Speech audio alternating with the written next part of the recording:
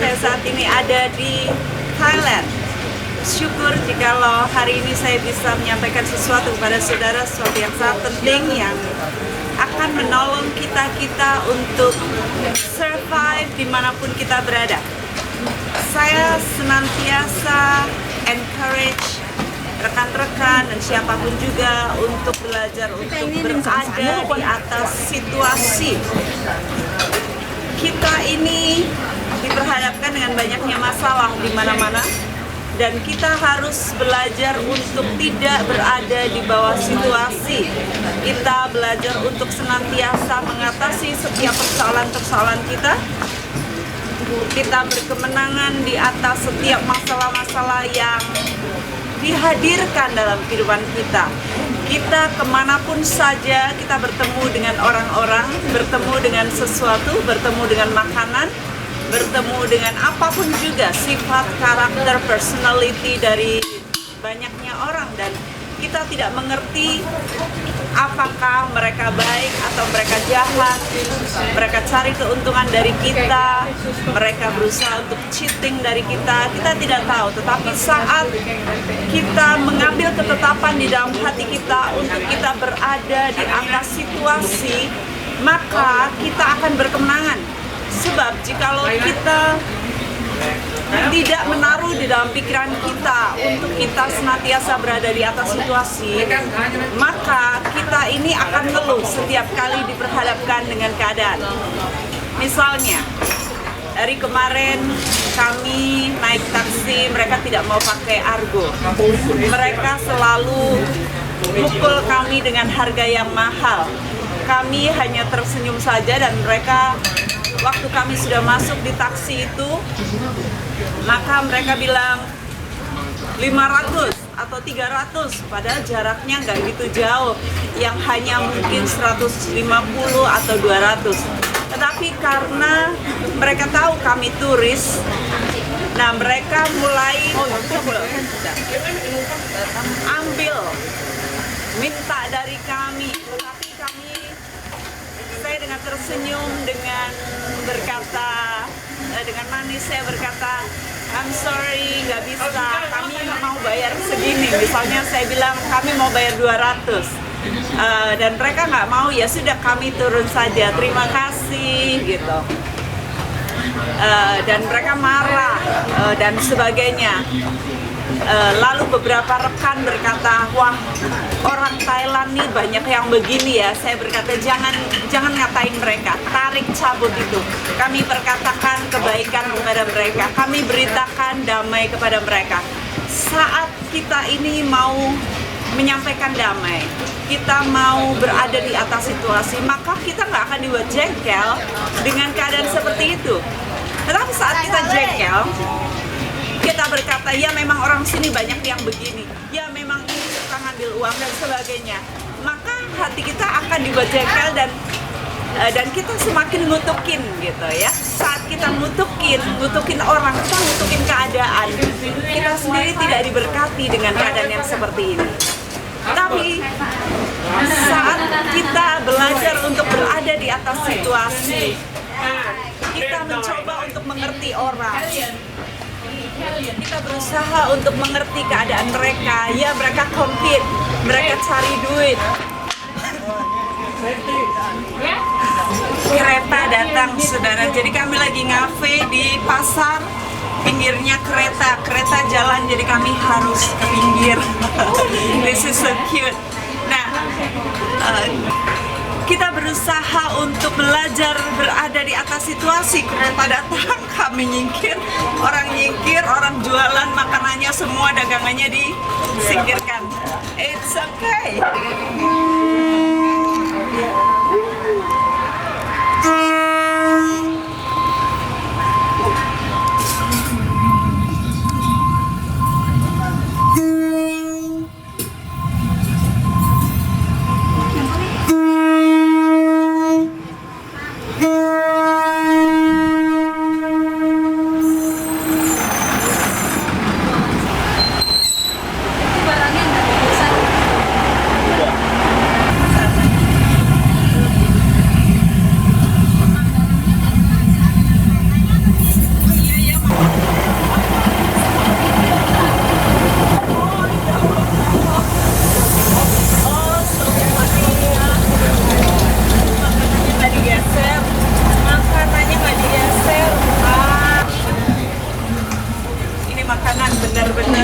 berjualan berada di atas situasi.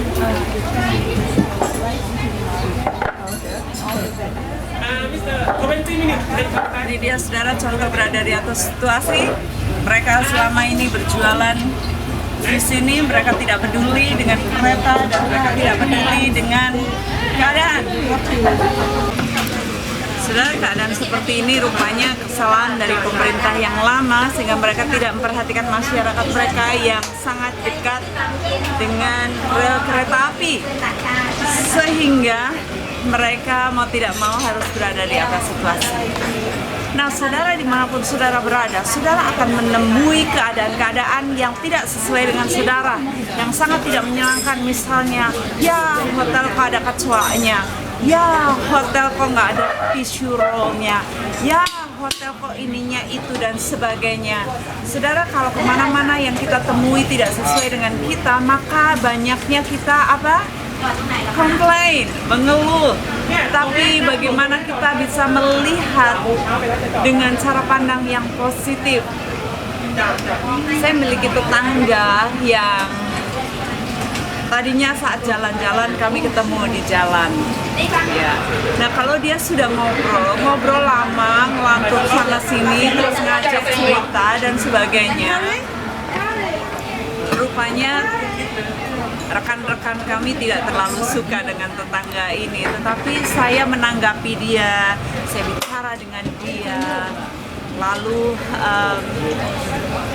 saya, kalau bahasa Inggrisnya I'm all ears, ya, saya semuanya telinga gitu, saya mendengarkan. Jadi saat dia ngomong, dia komplain, dia cerita, saya tuh dengerin dia gitu.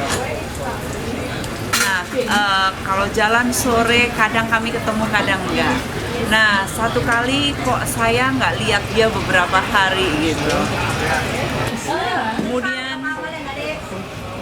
satu hari bertemu, saya bilang, "Pak, kemana? Kok hari-hari nggak ketemu? Nggak ada." Dia bilang, "Oh iya, aku lagi keluar, Mac. Keluar mana aja? Birma lah, Perth lah, ke China lah, ke Peking lah," katanya. "Kemana lagi?" "Oh gitu, wah suka jalan-jalan ya." Akhirnya kami ngobrol, saya tanya, "Gimana istrimu? Gimana anak-anakmu?" Gimana? Mereka nggak peduli sama saya. "Loh kenapa?" saya tanya gitu. "Ya, mereka maunya sendiri. Mereka nggak ngerti nih, mereka sodor-sodorkan, mereka punya tradisi baru di Australia. Padahal saya kan orang Cina lama, jadi ya saya seneng dengan keadaan saya," katanya. Lalu dia mulai cerita dan sebagainya. Lalu dia suruh kami mampir ke rumahnya, mau dipinjemin DVD karaoke bahasa Cina kuno yang ada gambaran-gambaran Birma, Cina di mana-mana gitu, bagus. Saya bilang, "Ya baik. Dia bilang, "Mampirlah sebentar." Ya gitu. Lalu akhirnya kami cerita dan dia nyanyi. Waktu nyanyi saya dengar kok suaranya bagus gitu. Lalu dia bilang, "Aduh, istriku, anak-anakku nggak ada yang menghargai aku," katanya. Saya berkata, "Kenapa begitu? Padahal Bapak kan luar biasa," saya bilang. "Hah, saya luar biasa apanya?" Saya bilang, "Banyak bakat yang terpendam di dalam diri Bapak, yang mereka nggak tahu. Bapak punya potensi yang luar biasa, yang mereka tidak tahu. Mereka hanya lihat kelemahan Bapak." Lalu dia bilang, "Kamu pintar sekali," katanya. Nah, lalu sudah kami berpisah. Besoknya dia datang ke rumah kami. Dia nanya lagi, "Kemarin kamu bilang apa ya, Mac ya? Saya coba ingat-ingat, saya lupa. Perkataan kamu bagus sekali," katanya. Jadi rupanya selama ini nggak ada orang yang muji dia. Saya bilang, "Saya ingat sekali saya ngomong apa sama Bapak." Saya berkata, "Bapak punya potensi yang luar biasa yang tidak diketahui oleh anak sama istri, sehingga mereka cuek sama Bapak, dan sekarang Bapak hidup sendiri di Indonesia sini." Dia bilang, "Sudah lebih baik saya ke Birma saja." lebih baik saya hidup mandiri. Saya bilang jangan, di sini saja. Saya berkata, nanti saya kehilangan tetangga yang baik. Dia bilang, lucu sekali kamu kehilangan saya. Ya sudahlah, saya nggak mau pindah. Saya juga nggak mau kehilangan kamu, tetangga yang baik, katanya. Lalu saya senantiasa bicara mengenai hal yang positif. Saya berkata bahwa di mana-mana orang selalu ngomong negatif. Apa yang ditemui selalu negatif, tetapi sedikit sekali orang yang ngomong yang positif. Nah, saat kita ngomong negatif, pikiran kita negatif, semuanya negatif, saudara. Maka sistem di dalam kita, pikiran kita, semuanya akan negatif. Tetapi saat kita mulai berpikir positif, kita ngomong hal yang positif, maka kita akan belajar hal yang positif. Di episode yang lalu saya mengajarkan kepada kita semua bagaimana kita berpikir positif. Saat kita berpikir positif, saudara, kita nggak negatif, maka urat-urat di wajah kita ini, kalau kita mulai negatif, kita mulai ininya gini dan sebagainya, dan tangannya begini, ininya kenceng, semuanya itu jadi kenceng, hati kita kenceng, sehingga semuanya itu terpancar lewat air muka kita. Nah, saat kita positif, urat-urat yang tegang, kaku itu mengendor. Saat mengendor, enak, hati kita rilis, kita tenang. Maka itu akan menolong kita. Penyakit disembuhkan. Hati yang gembira adalah obat yang manjur, yang sanggup untuk menyembuhkan tulang yang kering. Ya, itu sebabnya episode ini saya mengajarkan kepada saudara semua untuk belajar berada di atas situasi. Mungkin saudara berkata gini, kamu ya, semua kita menghadapi case masing-masing, tetapi bagaimana kita memandang, bagaimana cara kita memandang, itu akan mempengaruhi kehidupan kita. Kita harus menjaga hati kita dengan segala kewaspadaan, karena dari sinilah, dari situlah terpancar kehidupan kita. Itu sebabnya saudara, apapun yang saudara hadapi, perkatakan hal yang positif, perkatakan hal yang memberikan berkat. Saudara kirimkan berkat, saudara kirimkan damai. Saat kami sama-sama mendengarkan sopir kami sudah bayar 1.000 baht, tetapi dia tidak mau antar kami ke tempat yang kami inginkan. Kami mau ke tempat market yang lain, tetapi dia tidak mau. Dia bilang jauh sekali, sini saja katanya. Wah, yang lain sudah, wah ini orang kok begini. Saya bilang, jangan kita perkatakan begitu, kita berkati dia. Oh iya, yuk cabut, yuk kita berkati. Saya mulai di perjalanan berkati dia, saya kirimkan damai, saya kirimkan kebaikan, semuanya hal yang baik. Sebab jika kita mulai ngatain, kita mulai nutukin, ya. Tapi saat kita nutukin,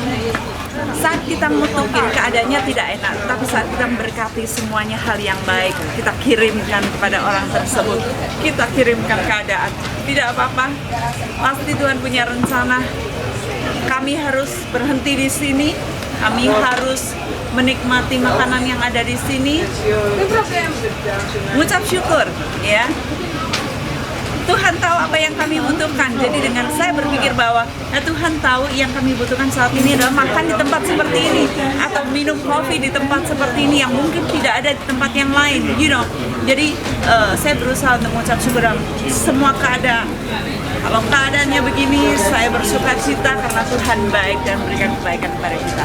Itu sebabnya saudara, sama dengan Magdalene Kawocho, saya mengajarkan kepada saudara ada di atas situasi. Dimanapun saudara berada, bersukacitalah senantiasa di dalam segala keadaan. Mengucap syukur dalam segala keadaan, maka Tuhan akan berkati saudara. Tuhan Yesus memberkati. Sawadika.